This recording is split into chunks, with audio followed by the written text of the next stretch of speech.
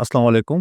मेरा नाम डॉक्टर अख्तर फरीद सिद्दीकी है और मैं कंसल्टेंट साइकियाट्रिस्ट हूँ। ज़रा एक लम्हा रुक कर सोचें, अगर आज पाकिस्तान में कोई बम ना गिरे, कोई जंग ना हो, कोई दुश्मन हमला ना करे, लेकिन हमारे बच्चे अंदर से टूट जाएं, तो क्या ये कौम बच जाएगी? असल खतरा बॉर्डर पर नहीं है, असल खतरा बच्चों के दिमाग में है। आज पाकिस्तान के लाखों घरों में बच्चे बोलते कम हैं और समझाते ज्यादा हैं। कोई जिद्दी कहलाता है, कोई बदतमीज, कोई नालायक, कोई सुस्त। मगर हकीकत यह है कि ज़्यादातर बच्चे ज़हनी तौर पर नज़रअंदाज हो रहे हैं। ये बच्चे बीमार नहीं हैं, ये बच्चे सुनने वाले के मुंतज़िर हैं। मेंटल हेल्थ, ज़हनी सेहत का मतलब ये नहीं कि बच्चा पागल नहीं या अस्पताल में दाखिल नहीं। ज़हनी सेहत का मतलब ये है बच्चा खुद को महफूज महसूस करे, अपने जज्बात को समझे, दबाव में टूटने के बजाय संभल सके और माशरे के लिए बोझ नहीं ताकत बने। तहकीक साफ कहती है कि emotionally unsafe childhood leads to mentally unstable adulthood. बच्चा कब टूटना शुरू करता है? अक्सर वालिदैन को ये जानकर हैरत होती है कि बच्चा बोलना सीखने से पहले महसूस करना सीखता है। माँ का चेहरा, लम्स, आवाज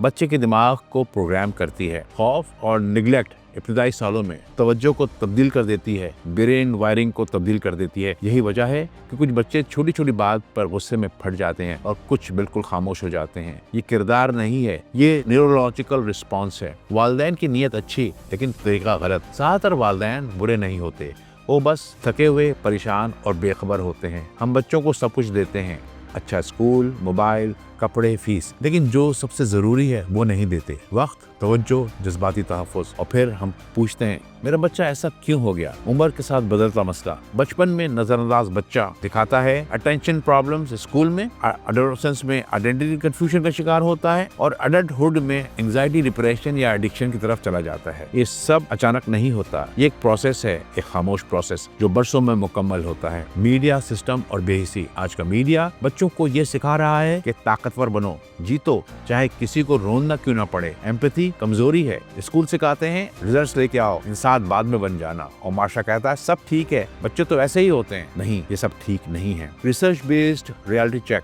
तहकीक बताती है कि childhood emotional neglect leads to adult depression and personality issues. Compassion based upbringing leads to emotionally resilient adulthood. Spirituality plus emotional bonding leads to better stress tolerance. ये सब फिलॉसफी नहीं है, ये न्यूरो साइंसेज हैं। रूहानियत, डीप बट बैलेंस्ड। रूहानियत का मतलब सिर्फ इबादत नहीं है, बल्कि मीनिंग, पेशेंस, एम्पैथी, अकाउंटेबिलिटी, और यही क्वालिटीज हैं जो बच्चों को अंदर से मजबूत बनाती हैं। इसीलिए मेंटल हेल्थ में अब शामिल किया जा रहा है स्पिरिचुअल डायमेंशंस। कौम के लिए वार्निंग, याद रखें, emotionally broken children leads to confused youth and insensitive leaders. ये सब एक चेन है। अगर आज हमने बच्चे पर काम नहीं किया तो कल हम गलत फैसलों और गलत क़यादत और गलत सिम का रोना रोएंगे। अगर आप वालिदैन हैं और आप चाहते हैं कि आपका बच्चा मेंटली स्ट्रांग हो, तो गुस्से, खौफ या खामोशी में ना जिए, जिंदगी के दबाव का मुकाबला कर सके, तो इंतजार मत करें। ज़हनी सेहत का इलाज परेशानियों के बाद नहीं, परेशानियों से पहले होता है। हमारा क्लिनिक में हम सिर्फ बीमारी नहीं देखते, हम बच्चे, वालिदैन और पूरे माहौल को देखते हैं। क्योंकि